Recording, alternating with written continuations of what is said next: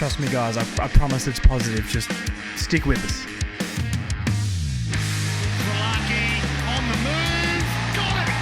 Don't you want to be him? He's got 9. And North have the win. Hello guys, we're back. Not under great circumstance, to be fair. It's a bad time to be a North Melbourne fan because we just got absolutely roasted by the Hawthorn Football Club. I was at the game. I apologise, this is not my best angle for those watching on YouTube. I'm in a hotel room currently, this is all I've got, but I'm pumping out another podcast for some reason while I'm interstate. North really didn't give me any reason to, but hey, here we are. An absolute horror display when I was at the game. Really wish I didn't go, to be honest. But here we are. Here we are. Now, don't worry. We're not going to talk about the game too much. There's not really much to talk about. Not really any positives. Lots of negatives. But it's the end of the year. You guys don't want to hear me waffle on about that. And to be honest, I don't really want to talk about that sort of stuff. So we're doing an old school Q&A. We're going to touch on the game briefly, do a Q&A, and then we're going to get out of here because there's lots of fun content coming for off-season and all that sort of stuff. And I really just want to get to that, to be honest. I'm completely over this season. So anyway, apologies again for the camera angle. Apologies for the poor lighting. I'm in a hotel trying to pump out a podcast for everybody. All right, let's talk about the game a little bit. So I went there, lucky me. The Hawthorn North Melbourne game at York Park, or what's it called now? University of Tasmania Stadium, was my childhood game. I grew up in Launceston, for those who didn't know. And it was a place where I always loved to go and watch the football. So not a good memory for me, this one. I've seen Buddy kick 13 there. I've seen many things happen at that ground, but nothing quite like that. Just in case you guys don't remember, the score was 170 to 46. Now, that is absolutely outrageous. To be honest, what do I even talk about for this game? We didn't have anything to play for. Hawthorn did, and I think that's what I'm going to chalk it up as. I know that it's no excuse, and I know that as a paying fan, I definitely wanted better from my money and my time. Standing there in the rain was not fun whatsoever. Now, I'm going to tell you guys a little story, and hopefully you don't roast me for this. I think everyone will understand. I actually left at three-quarter time. One, because we were showing no signs of being competitive whatsoever, but also we had general admission standing tickets. So I was just standing in the rain basically the whole time watching this pathetic performance. We had to head to Hobart, so I thought, why not head off early and everybody wins, right? So I don't like heading off early. I don't think I really ever have, but I thought this was probably the occasion where I can get away with that. It was not fun. And the worst thing about it was, we left the stadium when they were about 106 points. What did it end at three-quarter time? 106? And I was like, look, 106 to 40, 66 points down, rubbish loss, whatever. Then I get home and I check the score. And they piled on 64 points in the last quarter to our 1 goal. Talk about rolling over and dying. Now, we're going to pump out this podcast, even though I don't think many people are going to listen to this. But look, I really want to get to off-season stuff. It's going to be more fun. We're going to do a big season review coming up in under a week. But if I said my thoughts right now on how I feel, there's going to be some emotions come out that I'm not very happy with. So I really do think it's the best thing is to chalk this up to being the end of the season. We had nothing to play for. The players are probably frustrated. It's their fault as well. Absolutely. But as a collective, an absolutely rubbish display of football, and the fans for sticking with this club all season when we haven't improved wins, not good enough. Absolutely not good enough. I don't want to give them a pass and say it's the end of the season, it doesn't matter. But I think at the end of the day, that's fair. But still, it's an effort thing. It wasn't a win thing. I predicted we'd lose by a lot. I mean, to three-quarter time, my prediction of 65-point loss was pretty accurate until we decided to be rubbish in the fourth quarter and just let them do what they wanted. Let's have a look at some of the stats from the game because, It's crazy. I mean, disposals, they absolutely killed us. Let's see what we can, any interesting ones we can look at here. So as an example, and this is the same every single week. The efficiency inside 50, I mean, we were down 10% on our season average and they were up 10%. I mean, they couldn't do anything wrong. In the wet too, which is crazy. And it really showed how much we lack a great small forward. I think Robert Hansen's actually had some okay moments. Obviously, he's not going to be like a Ginnivan or a Watson, but it really showed in conditions like that. Paul Curtis was still nowhere to be seen. Zaha didn't do much at ground level. I know he sort of plays above his height a little bit. Eddie Ford was dropped, no Dersma. We really didn't have the team going in to do anything this game. You know, you can see by like Tickle or Pink and all their stats, these tall guys just could do nothing in those conditions, which is pretty crazy. We went at 31% inside 50, no surprise, because we're rubbish at it. But the Hawks went at 60%, which is insane. Hawthorn won the free kicks, of course. Hit-outs, we lost the hit-outs. I think Jerry was good. I think Lloyd Meek maybe matched him on the day. Personally, I know people don't like when I say that Jerry loses a battle. Clearances, 34 to 58, which was just the story of the day. 10 to 21 in the centre of the ground, which just shows how much they really dominated. They were so much quicker. I likened their handball game to the Bulldogs of a few years ago, where they just can't miss a handball. And there was always another Hawthorn player running past. The thing that was most disappointing is, obviously, in those conditions, you have to kick the ball long. I absolutely understand that. But we'd kick it up the line. Someone would go to mark the ball, and there'd be 3 Hawthorn players on the backside of the pack because the ball's going to spill over there most times. And there was no North players defending that. The ball would spill over the back of the pack when all our players would jump for it or wait in front. Hawthorn would be 1, 2, 3 handballs out, kicking into the forward line and crumbing a goal or getting a mark, which was much more disappointing. So we got absolutely bullied around clearance, and as soon as the ball hit the ground, oh, that's nice. The only thing we won was turnovers, 70 to 61. Fantastic. We really didn't win a single stat, to be honest. Contested possessions, no. Uncontested, no. You know, marks, 59 marks for a whole match. I mean, I understand it was rubbish conditions, but still, marks inside 50. They took 14 marks inside 50, which is above their season average in the wet. That's how bad we were. Interestingly, we won contested marks for the day. 10 contested marks, which was pretty crazy. We kicked 7 goals for the match. They're 26, and they kicked 14 behinds. God, what a crazy thing. Hey guys, we won a stat. We won tackles for the day, 60 to 63. That's so nice. Lost tackles inside 50, lost basically everything. Even 1%ers, we were down nearly 20. So, yeah, what a rubbish time it was. We can go through some player stats and things like that. Jai Simpkin had a decent enough game, 25 disposals, 3 goals, which is probably good because, you know, the question on Jai is, can he use the ball cleanly, especially when he's in that midfield area, and he causes a lot of turnovers in that midfield area, which gets it going the other way. If he can play in the forward line, or sort of be like the half forward that pushes into the midfield, maybe we've found a little spot for him if we can improve our midfield, get a veteran in or a Josh Smiley or something like that. But this is all hypothetical. 5 clearances for the day, which was one of the most for us. 9 tackles. I think he really put in a shift. In bad conditions, I think he was probably our best. Who else kicked goals for us? I mean, really, like Zerha won. Wardlaw was really, really good, I thought as well. 20 touches, but he was at the bottom of every single pack.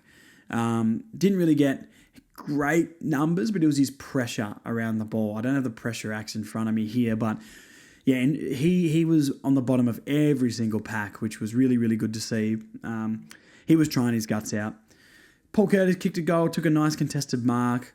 Shout out to Marnie Cohen for vigorously pointing out Darcy Tucker's shutdown role on Dylan Moore until the 4th quarter when he absolutely got off the chain, but did fairly well till then. Then you got guys like, and I really like Bryn Tico. I think he's contributed a lot. I think people are pretty harsh on him from what I've heard. I really like what he brings. Obviously, playing at full forward and being a 200-centimetre player in those conditions, couldn't really do anything. But Dylan Stevens as well, just, you know, not getting around the ball. Let's see if I can have a look and see who should have done better. I'm just going to filter this to North players only because I don't want to look at all the Hawthorn stats. So if we go down here, let's have a look. Sorry, guys, this is rubbish podcasting. So yeah, I mean, Jackson Archer as well. Apparently got subbed with an ankle. I've heard ankle and I've heard hamstring. I watched half of Clarkson's press conference and then got distracted, to be honest. So I'm not sure exactly what that is, but let me know in the comments exactly what that is.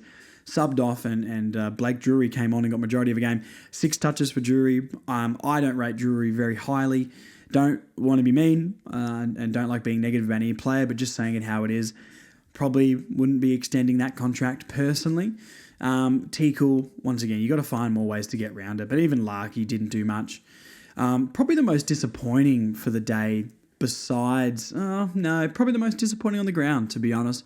Tom Powell played the whole game. You know, a smaller player, a clean user of the ball in the wet, got 8 possessions for the whole game. At least Tucker had the shutdown roll call. Curtis, it never went in the forward line. Yeah, but you can just see how many passengers there were today. I mean, when we're looking at it, even Cole McKercher only got 19 touches, which is so rare for him. But then it sort of drops after that. So, you know, Stevens, 14 touches and lower, like Zerha, Hansen obviously got 13. I thought Hansen was okay as well. He had a couple of clean moments. Bailey Scott only 12, crazy. Will Phillips did get 2 assists, which is great, but 12 touches. I mean, McDonald's just punching the ball and defending all day. Shields. Anyway, not the greatest set of stats for the North Melbourne players. So the only players who can really hold their head up, I mean, LD got 26 disposals, but God, I didn't really notice him much at all on the ground. I mean, he's had 3 games of, he only got 2 clearances for the entire game. So, another high possession, got our most possessions, but really maybe a lack of impact. Same with Fisher as well, like 23 touches for Fisher, but didn't really create anything. I think, I think Sherry did what he could. Simpkin, I think, Wardlaw, McKercher was clean enough. Other than that, there wasn't really anyone. Hansen Jr. I'll shout out for a decent enough game. Just from limited opportunity, get 13 touches and create a couple of good moments. I think he got the assist for the Zerha goal. Other than that, everyone else was pretty rubbish. Tucker's shutdown roll for 3 quarters, well done. But yeah, a dark day for North Melbourne. So I guess we can kind of move on from that, to be honest. I mean, golden helmet moment of the game. What would I even suggest? It might be Wardlaw's goal, like the opening goal. George Wardlaw sort of on the run. A couple of decent handballs and George Wardlaw slots it. It could be Zerha's goal. Hansen Jr. picked it up. Did a nice little shimmy. Got the handball off and Zerha just finished. So, look, take your pick out of those guys. But it's basically not a moment that deserves rating. Sean Atlee Club Champ. Now, this is the winner. This is to decide it. And I think you guys can tell from how I've been talking about the best players on the ground, who's going to win it this year. Shout out to Bixie, the rescue cat. He's going to be very happy with this. Tristan Jerry is the winner of the Sean Atlee Club Champ. Now, we're going to talk about this more in the review pod because we can get everybody there and it's going to be a bit more of a party. But yeah, for this game, I'm giving Simpkin 3 votes. I'm giving Sherry 2. I'm giving Wardlaw 1. And Kosmani will be upset at me if I do not. And he did play well until three-quarter time. Tucker is going to get 1 vote as well. I know there's 4 vote getters, but it's my podcast. I make the rules. And Simpkin has to get votes. Sherry has to. I mean, he battled Lloyd Meek all day. Wardlaw, he could be any position here. He could have arguably been best on for me just because of effort. Even though Simpkin 3 goals, I mean, you've got to sort of put him there.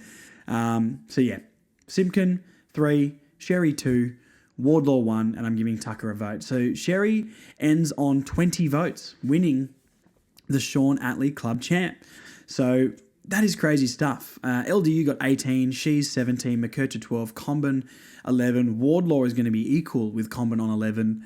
Archer 9, Curtis 7, Zerha 4, Powell 4. Simpkin will move. Simpkin's going to go to 7, sorry. I should have recounted that.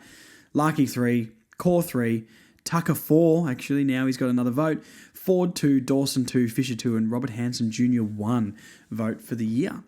very interesting tally. Maybe I'll make a sheet of everybody and I'll post it up. But well done to Tristan Xerri, the helmet himself, taking out the Sean Atley Club champ. There's no bigger turnaround in AFL history than Tristan Xerri. He has gone from one of the worst players I've ever seen to one of the best. So fantastic job, Tristan. Hopefully we can get you to present the award. We'll message you, but you probably won't reply.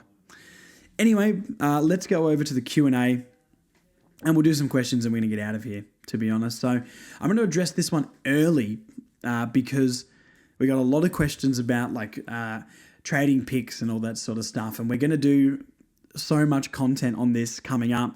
So I'm going to touch on it briefly. My thoughts are subject to change. We got a few people. So Andrew Scalise, I think it is, on Twitter. Should we trade pick 2 for multiple top 10 picks?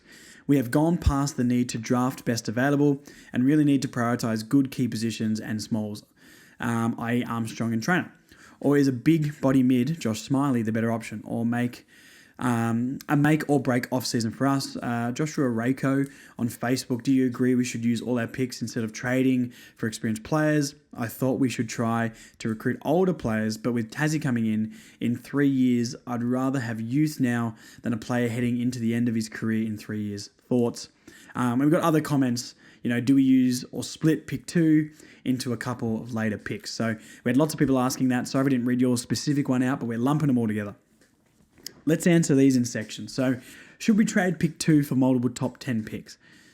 It's a personal opinion, and I'm going to do more research on this and make up my mind with a more informed opinion. But as of right now, I would personally either trade pick 2 for the best player we can get, which there's probably no player out there that's worth pick 2. But to us, a Parker, would I trade pick 2 for Parker? I mean, personally, probably. I know that's crazy in the world, and he's not worth that at all. If we could split the pick, if we get 2 top 10 picks and trade one of them for a Luke Parker, that would be something I would absolutely do. But I think my gut tells me use pick 2. To continue on with the question, do we need to prioritise good key positions and smalls? Armstrong and Trainer, or is a big body mid Josh Smiley the better option? I personally want Smiley, and I know the amount of midfielders we've got scares a lot of people, but it doesn't matter that we've got a lot of midfielders if we don't have the right midfielders, and we don't. We've got Wardlaw, fantastic. LDU, we know what he can do. Powers had a solid year. Simpkin rotating through there is okay at times. Does McKercher move into the middle? We've got options, is what I'm saying. What are we missing? The 190 plus centimetre, big-bodied midfielder. Now, is Josh Smiley going to be as good as a Cripper or Bont? Probably not. That's an incredibly high bar to reach, but maybe. I think we need to draft off what we need. I really, really think we need to stop just getting the best talent and we need to start drafting positions. So, like a Luke Trainer, and shout out to Luke Trainer, big North fan, and really hope he does end up in the blue and white. But it's a hard one for me because we've got so many players in his position as a key defender. I was talking to listener Brighton yesterday at the game, and he was saying Trainer's like a Sicily type, which is great. But, I think Chom's better back. I think he should play in defence. I want to go into next season with Chom, Logue and Core as our 3 keys, with the Dawson coming in to back up both Dawsons. I mean, remember we've got Callum Dawson down there and Will Dawson. So if we bring in a Trainer, what does that mean for Will Dawson? We got too many players at that end of the ground. I really think prioritising a forward. If we split the pick, and I don't know if we could do this. I mean, can we get pick 5 and pick 10 or something like that, and maybe get a Smiley still? I just think we need to prioritise Smiley. There's plenty of little small forwards bumming around teams that aren't getting in, getting a game. Go and give one of those guys a go. But that's what I would do. As for training for experienced players, yes, I think that's the priority. I would love to use pick 2 on Smiley, and then any other pick we got, all of them are open to be traded for whoever, and package them together, get experience in. And it's interesting you say with the Tassie thing, I would probably agree with that. I think, to a degree, I think we've got enough young talent to get us through. I really think if we want to improve next year, if we go in with a lot of new young talent, that's not going to improve us, and then the fans are going to be unhappy. We need experience. I know Taylor Walker is a crazy thought of getting to North Melbourne, but if you can get him for 2 years and then get Parker, and then you get draft and use draft picks to get them, plus we pick up a Smiley with 2, that'd be ideal for me. I mean, Taylor Walker is out of contract, so you give him a bumper deal for like 2 years, set him up. Who else are we going to pay in that time? Nobody. But some backup for Larkey would be fantastic like that. I know that's a crazy one, but hey, here we are. So anyway, there's some quick thoughts on all of that. There's going to be more concise opinions coming because, I haven't done my research on this just yet. Well, I've done a little bit, but not quite as much as maybe I need to give you guys a super concise opinion. So more of that coming up. Don't worry, we'll get to it. More questions. Jesse Stevenson, should we have had some experimentation at the end of the season? Give some new players a run and mix up some positions. Yeah, at 100%, absolutely. I don't understand maybe why we didn't, if that makes sense. It's very strange because typically at the end of the year you would give a lot of players, like a Geordie Payne or like a Finbar and all that sort of stuff, you would give them a run. Not sure why he didn't. I know he wanted to go in and win every single game, but realistically, we were never going to do that. So, yeah, I'm not really sure. I guess he's trying to set like an expectation or a mentality that we go in and try and win every single game. But a lot of those players maybe weren't performing anywhere near enough to warrant position. Or I think with the stage of development we are in, you probably give a few different players an opportunity just to see what you've got. We gave Drury a chance, probably one of the least deserving, personally, like a Finbar or a Geordie Payne or someone like that, probably deserves a little bit more, like a Will Dawson, probably deserved a game, or that maybe Sellers again. But no, we went with the same old thing and a forward line that was way too tall. So I think absolutely 100% that's kind of what that time of year is all about, personally. It would have made the fans a lot more excited going into the game, and 2, a lot more accepting of a loss. So anyway, Jess Heffernan, are you going to continue the podcast for the AFLW season? Might have more positive things to talk about. I hope so.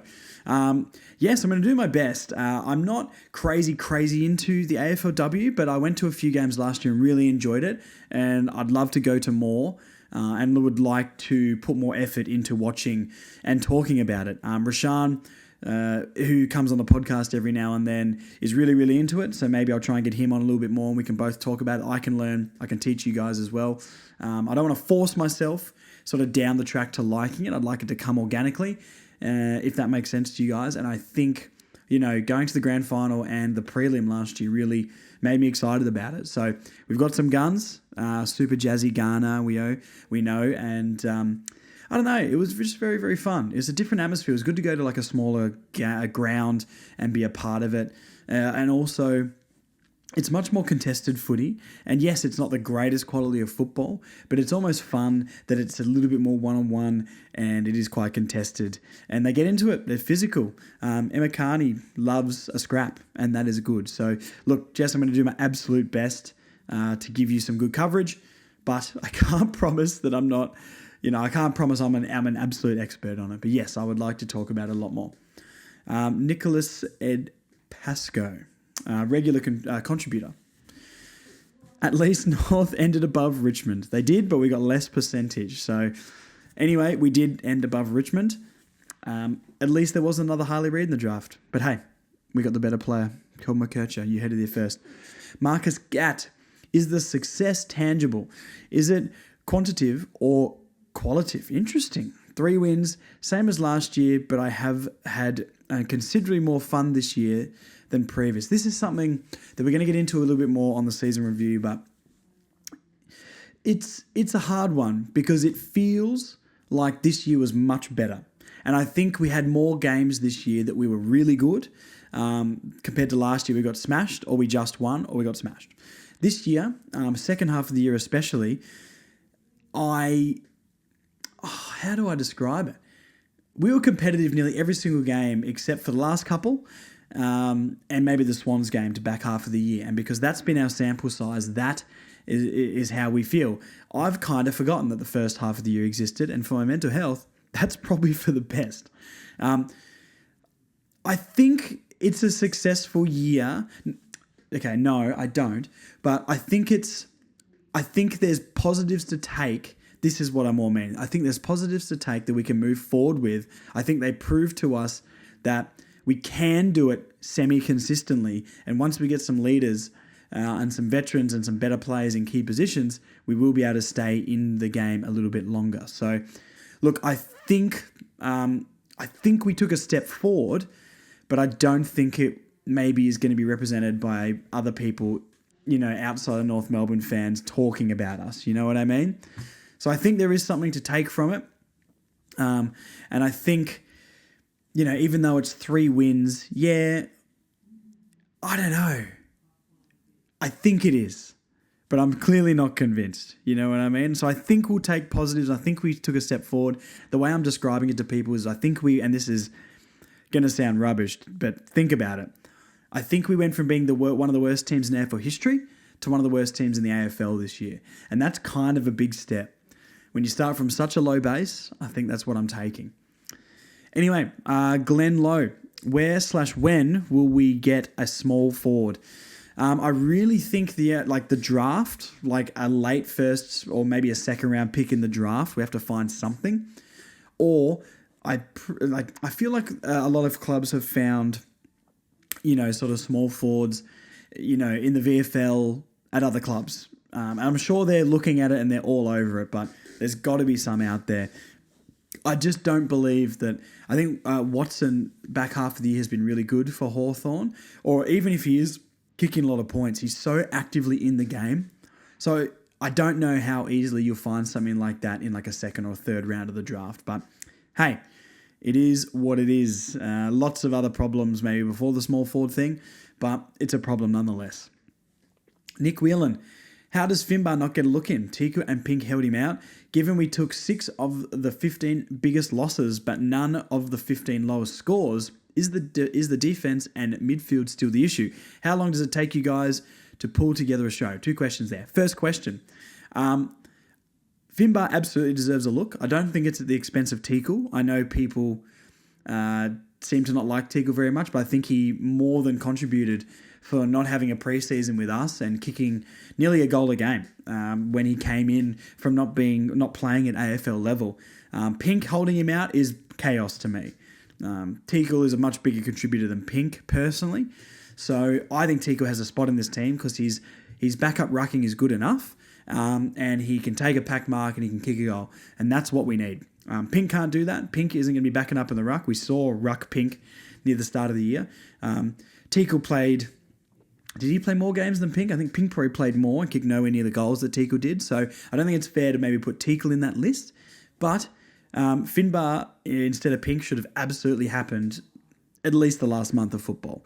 I know Finbar is raw and every word coming out of the club is he doesn't know the systems yet and all that sort of stuff. But yeah, throw him in.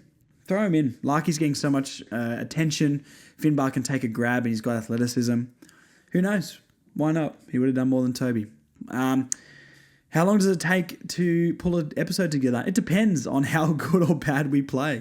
Not too long, to be honest. A lot of what this podcast is about is opinion-based, and we're trying to give our honest thoughts, but also mirror what the fans are thinking to give you guys a platform. That's the main thing.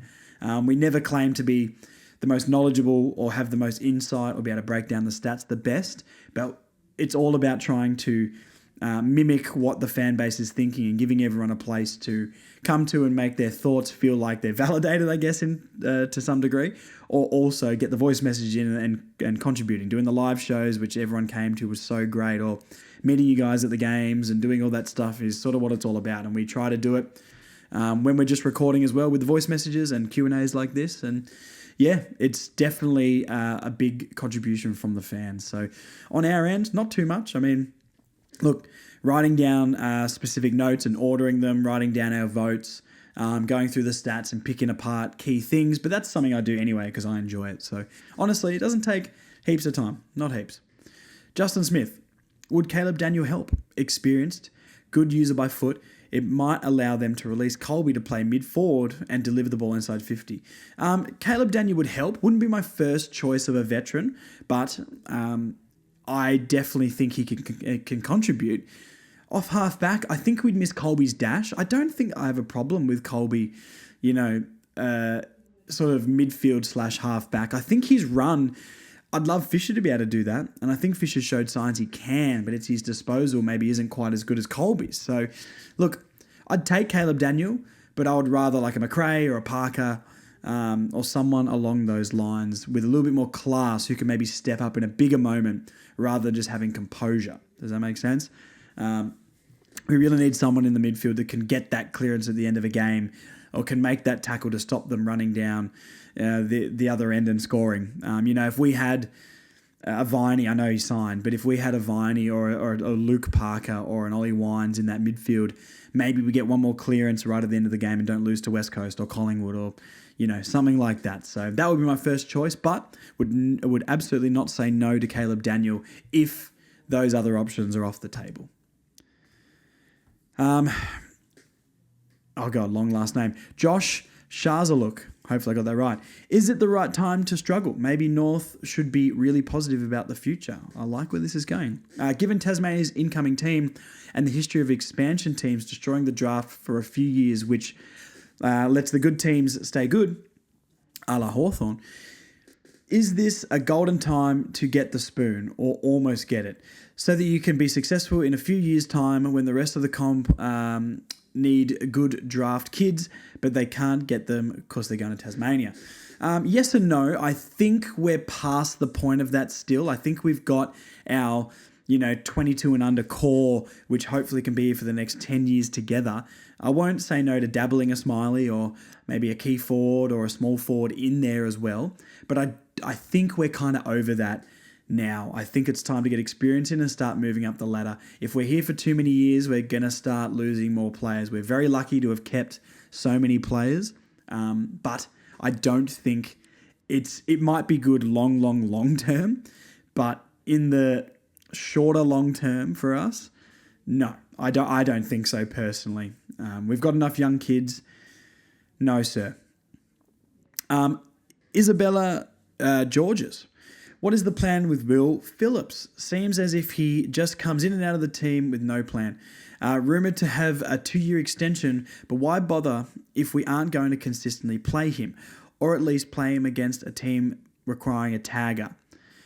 Interesting question. I sort of said this a lot in the last few weeks where I'm not really sure what is going on with Will Phil, and I don't think it's his fault. I think he's shown enough to stay in this team. He got 2 assists, which was our most for the game yesterday. He wasn't really tagging anyone of note that I could tell. But yeah, I think he's clean disposal. He's shown he can tag. I think he's got a role. There's lots of other guys in this team that I don't think should be playing over him. Even my guy, Dylan Stevens, probably not quite to the level. Different players, I understand, but you can move the magnets around.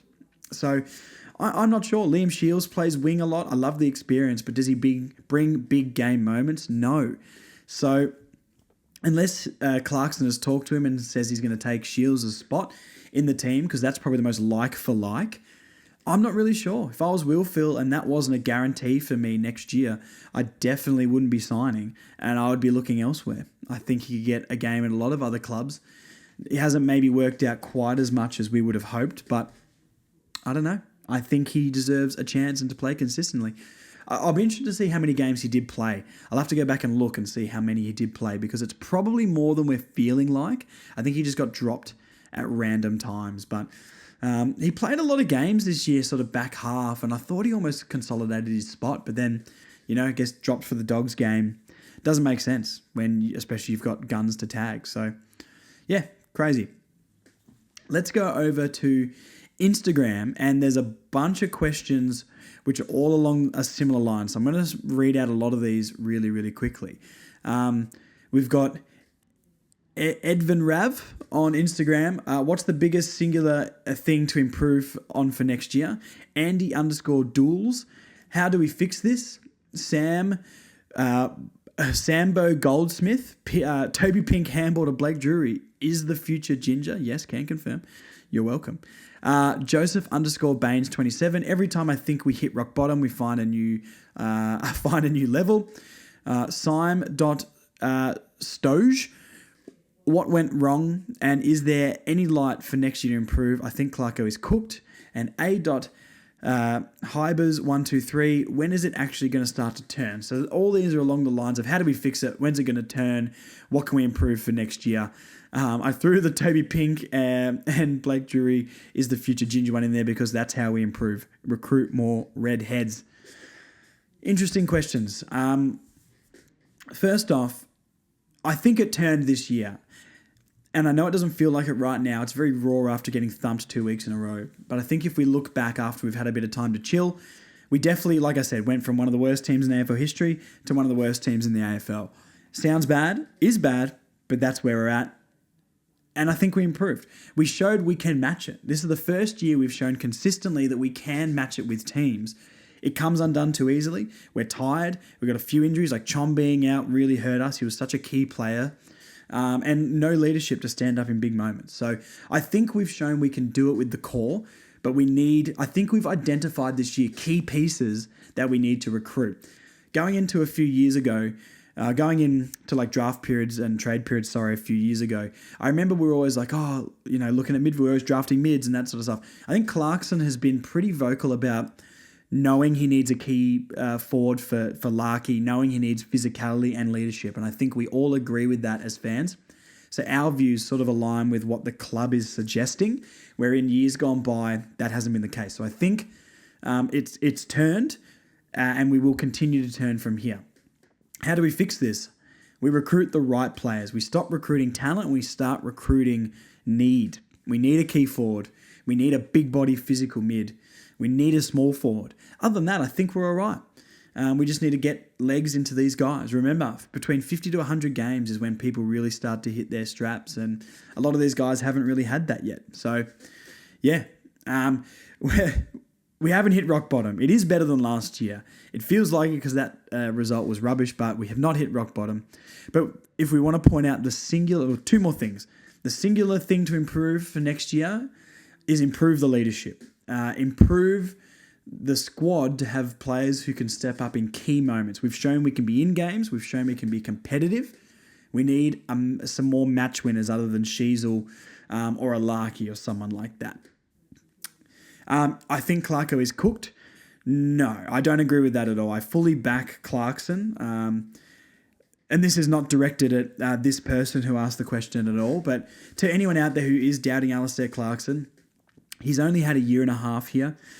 We all think he turned around Hawthorn in 4 years incredibly quickly. So it's only been a year and a half that he's been here. I think he's turned this club culture around tenfold off the field.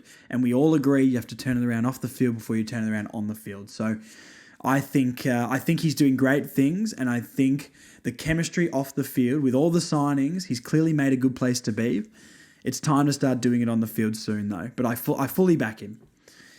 Archer _Herbert 29. What do you guys believe the next step is? Well, that sort of leads on. I think the next step is to upgrade leadership and continuity. The next step for me personally would be going into next season, continuing on the form we showed after the bye. Obviously not the last few weeks, but last year we finished the year semi-strong and we came out this year and we're just rubbish, 0-11. We need to make sure we start next season like we started after the bye. That would be the biggest thing for me. Okay, Jacob Holmes _. Do you agree with that without Sheasel, we just crumble? I guess we've got to say yes, personally. I think he brings so much calm to us and a lot of stability. And you can look at that as it's negative for North, and I guess it is, but it's about recruiting players like that. McKercher will be that player. I hope Wardlaw can be that player one day.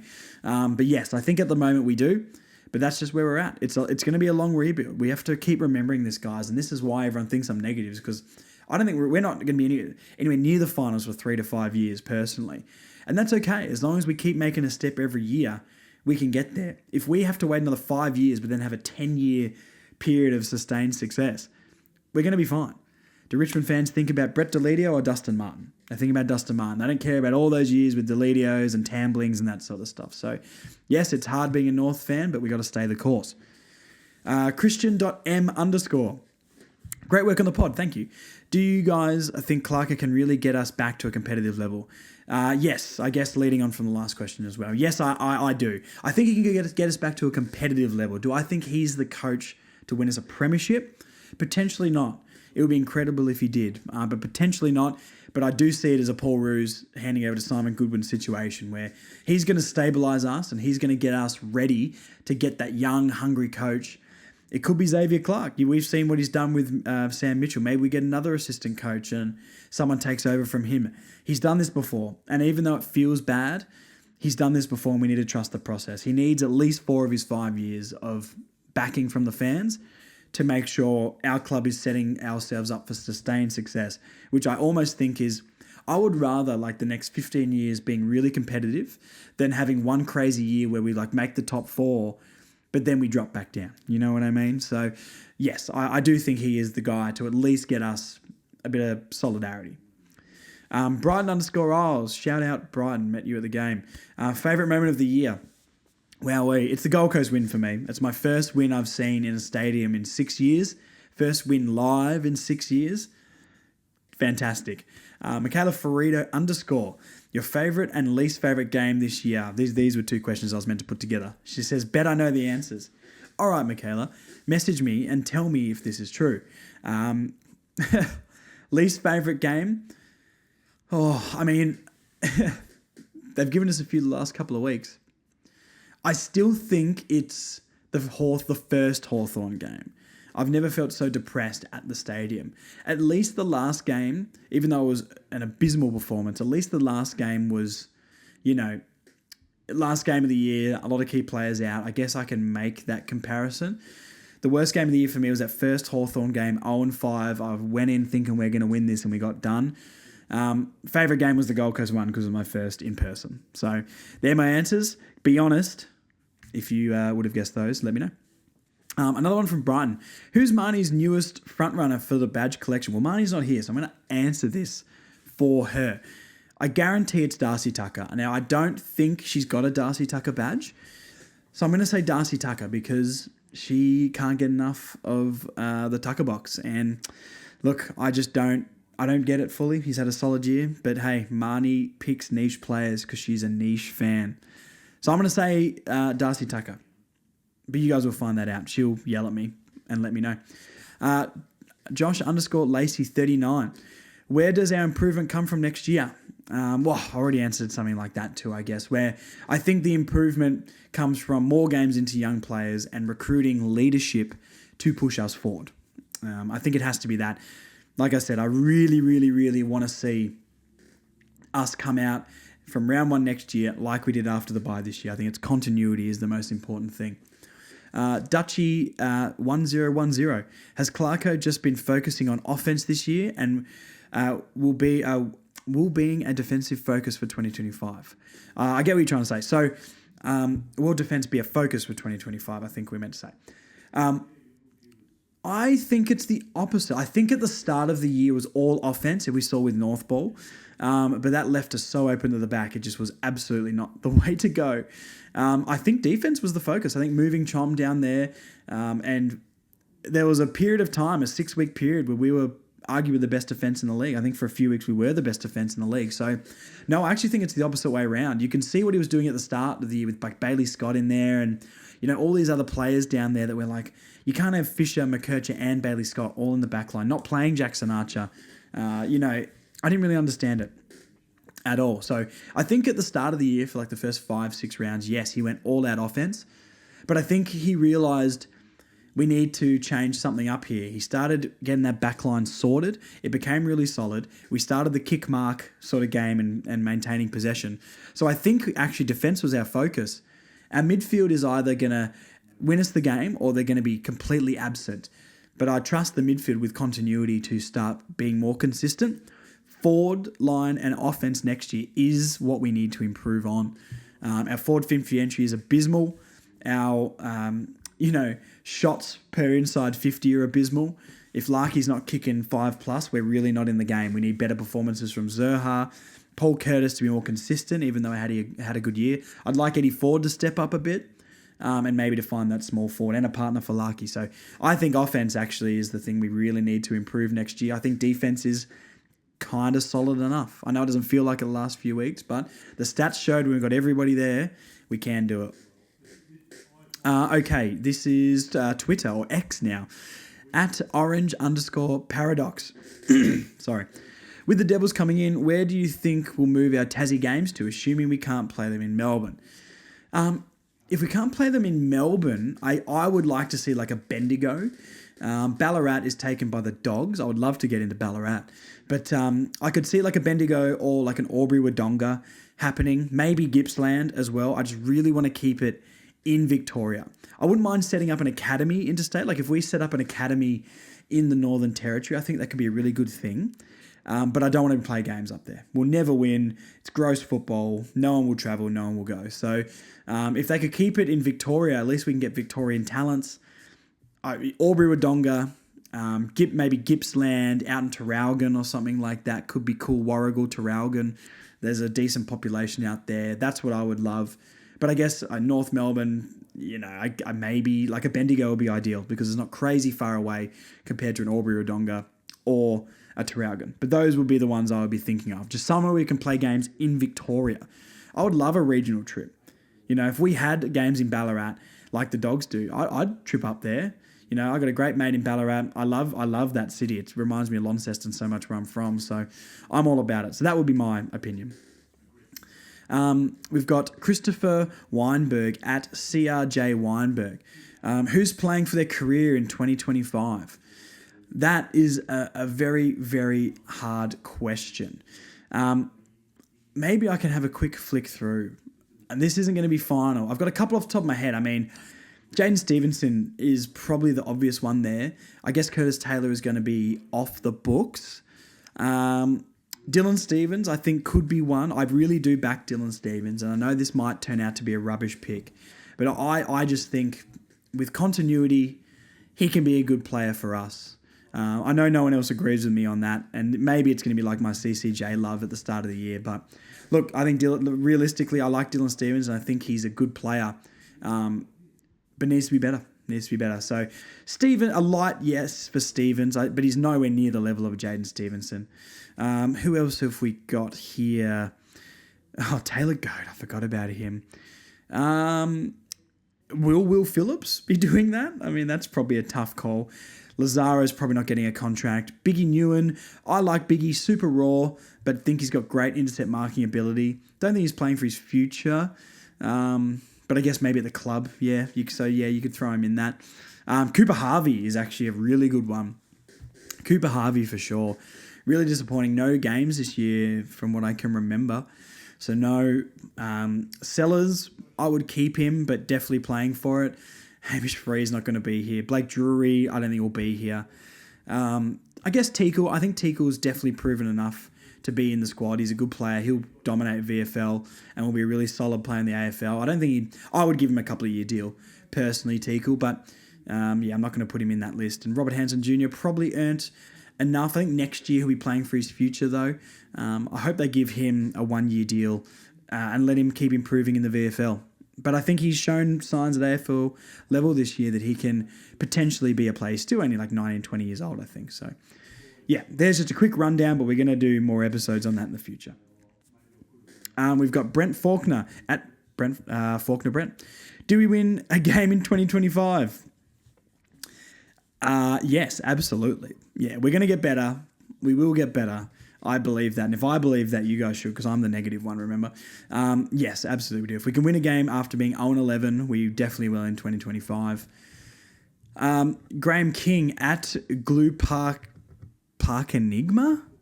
Don't know. You know who I'm talking about. How many priority picks do we need to be competitive next year? Lots.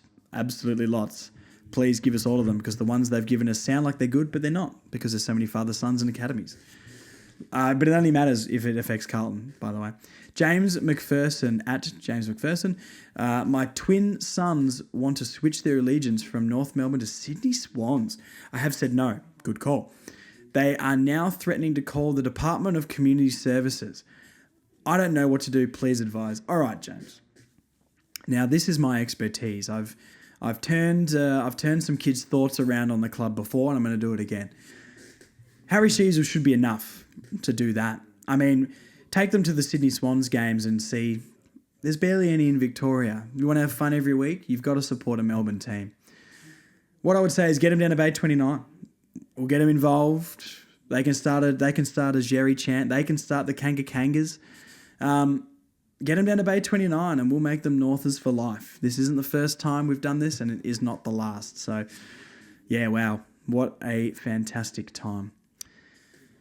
All right, guys, that's probably about it for this one, to be honest. We're going to end with some voice messages. Sorry I've left them till last, but this was a quicker one for me to record. So we're going to end with the voice messages. Thank you so much to everybody for this season because, honestly, it's been an absolute shocker ride. But I think there is tangible improvement there, and I believe for 2025. But a lot of fun coming up. Off-season review, 2024 season review is coming within a week or so. We've got a big lineup for that one. And then off-season content. Every trade, free agent, draft pick, rumours, lots of fun to come. And we've got some things in the pipeline we can't tell you about just yet because they're not confirmed. But, hopefully some big interviews coming up. So anyway, please follow us on the socials. Keep active with us. We're going to be posting on Instagram, mostly Instagram, to be honest. Twitter, Facebook as well. We do a little bit there, but mainly Instagram is where it is. Thank you to all the YouTube subscribers for subscribing. We got over 1,000 on Instagram and YouTube, which is what I really, really wanted. So thank you so much, guys. We'll talk to you very, very soon. We'll be back with the season review. Stay strong. Enjoy the voice messages. Thank you to everyone who contributed. Bye-bye. A single teardrop rolled down my cheek as I saw Archer limp off that field. It was not okay. But hey, you know what's coming up? Off-season. The best season. Hey Josh, hey Marnie, Jen here. Well, thank Christ that season's over. What a sad and miserable, depressing end to it. Bring on season 2025 and I hope and pray to God we win more than 3 games because if we don't, I don't think I can cope. How much more of this shit can we take? Anyways, bring on the AFLW season now. Go the Roo Girls. And the year is to a close. Hurts the heart that that's how North choose to leave it out there on the final game of the year. It's a year bereft of positives and a whole lot of negatives. I honestly didn't think we played that bad. We just need to stop bombing it into the fucking forward line. We need Sheasel. He's the only one that can hit a target. Jai Simpkin, no more kicking it out of the middle. Same with LDU. Neither of them can kick the ball. It's just not good enough from what are meant to be our older heads. Thanks for everything this season, Josh. I've really loved listening to your podcast, and I'll be listening through the off-season. There is absolutely nothing positive about that game, except for one thing. They were not 100 points down like West Coast. Perhaps you can say that to Big Ant if he tries to give it to you. Hi, Josh and Marnie. Links from the UK here. I have to say I'm glad that I haven't wasted my morning trying to watch the whole replay of that game. Got about halfway through the second quarter and very quickly realised it wasn't going to go well and looked up the score. Oh, well, on to next year. I mean, they really limped towards the finish. I thought the back end of the year was going to be something else, but nah. Anyway, we'll reset, get some fresh players in, get some other players out, see what they do next year. Go the Roos in 2025. Josh, Marnie, JD here. With a season that was looking alright post-bye, it was definitely disappointing to finish on that note, and with the lowest percentage. Oh well, off to the trade season, and we're screaming out for some leadership, I reckon. If I have a highlight to say, it was honestly meeting you, Josh, at the game. Been following you since day dot when you started this podcast, and if there's anything that we North fans can hold our heads high on, is that we take it all in together. good and bad, ugly and pretty, we're North Melbourne. And that's something that we can take out of this game. That we're in the dark days, but once we're in through the light, we're all the more better for it. North doing 3.